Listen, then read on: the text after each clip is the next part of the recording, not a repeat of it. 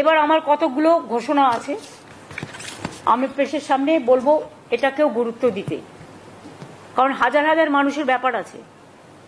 মনে রাখবেন, আপনাদের যখন একটা টিভির মাধ্যমে খবরটা লোকে পায়, তারা অনেক খুশি হয়ে যায়, এতে টিআরপি বাড়ে, কমে না। কৃষক বন্ধু 24-25 রবি মরশুমের জন্য আমাদের কৃষক বন্ধু প্রকল্প আছে, আগেই আমরা করেছি। 24-25 রবি মরশুমের জন্য কৃষক বন্ধু নতুন প্রকল্পে 1,08,95,000 কৃষককে, সংখ্যাটা আবার বলি, 1,08,95,000 কৃষককে মোট 2,943 কোটি টাকা সহায়তা প্রদানের সূচনা করা হলো। আগামীকাল থেকেই টাকা ছাড়া হবে। এর মাধ্যমে আপনারা কয়েক কোটি দর্শককে পৌঁছে গেলেন, রিচ করলেন। Yes or no?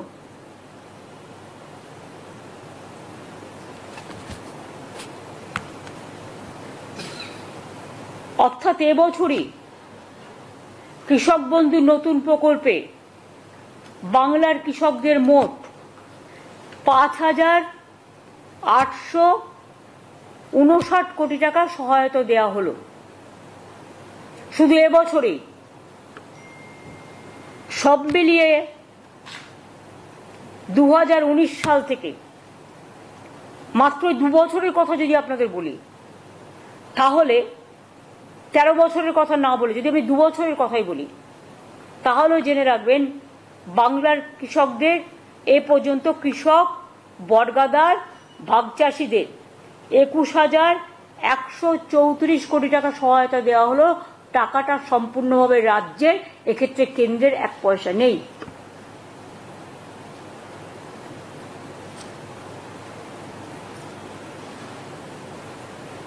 Am I clear?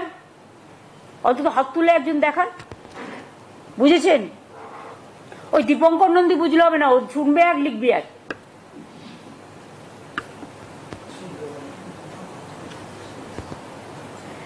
এছাড়াও মনে রাখবেন, কৃষক মারা গেলে তার পরিবার এককালীন যে 2 লক্ষ টাকা করে পায়, তাতে আমরা শুধু মুখে বলি না, আমরা কাজটা করি, আমরা জুমলা নই, আমরা ট্রান্সপারেন্সি মেনটেন করি। 1,27,000 বেশি কৃষক পরিবারকে 2,544 কোটি টাকার বেশি সহায়তা প্রদান করা হয়েছে।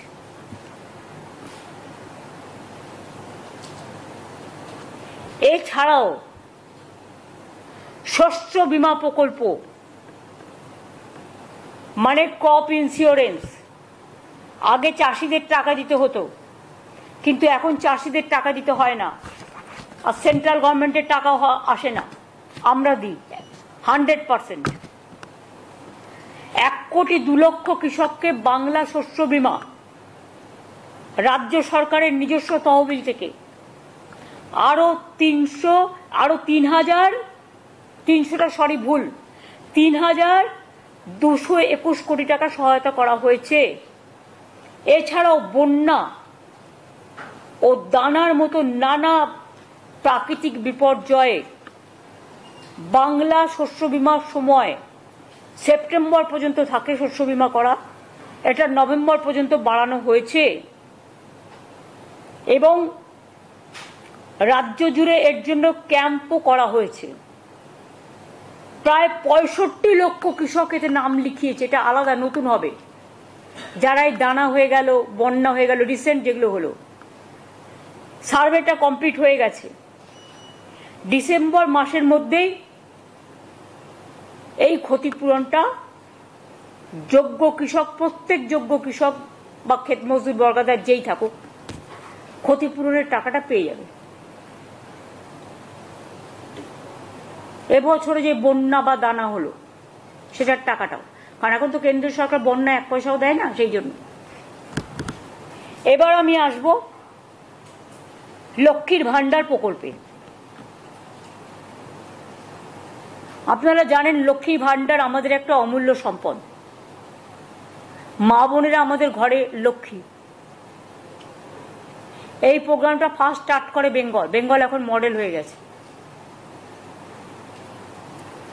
আমরা 2021 থেকে শুরু করেছি। ইলেকশনে বলেছিলাম করব, করে দিয়েছি। আমরা মোট আমার একটা সরাসরি মুখ্যমন্ত্রী একটা পোর্টাল আছে, আপনারা জানেন। তাতে যে রিকোয়েস্টগুলো আমরা পাই, আমি কিন্তু সেগুলো প্রত্যেকটা দেখি। তাতে আমি প্রায় 24,000-এর মতো লক্ষ্মীর ভান্ডারের রিকোয়েস্ট পেয়েছিলাম আপ টিল নাও। তাছাড়াও আমাদের দুয়ারে সরকারে অনেক রিকোয়েস্ট এসছে। সেগুলো সব মিলিয়ে আমরা আগামী ডিসেম্বর মাসের,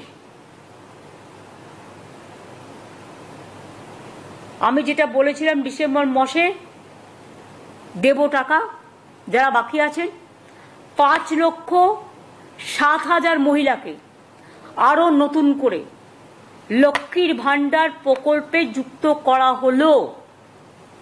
টাকাটা তারা ডিসেম্বর মাসে পেয়ে যাবেন এবং এরা যতদিন বেঁচে থাকবেন আজীবন পেয়ে যাবেন।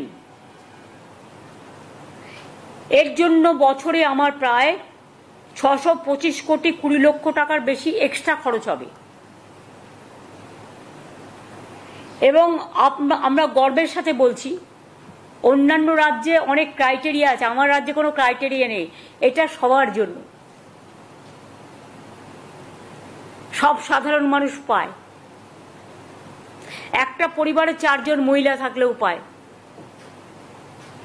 এটা তাদের গর্ব। অন্যান্য জায়গায় এটা আছে, স্কুটার থাকলে পাবে না, সাইকেল থাকলে পাবে না, বা স্মার্টফোন থাকলে পাবে না, নানা রকম আছে। আমাদের কিন্তু এসব নেই, আমাদের সকলের জন্য। এটার জন্য আমি গর্ববোধ করি। এবং আমাদের শিডিউল কাস্ট শিডিউল ট্রাইবেরা 1250 টাকা অলরেডি পায়, আর সাধারণরা 500 ছিল, ওটাকে 1000 করে দেওয়া হয়েছে বাড়িয়ে। যাই হোক, সরকারও চলবে, বছরের পর বছর আসবে, উন্নয়ন থেকে উন্নত থেকে উন্নত উত্তরণ সবার হবে।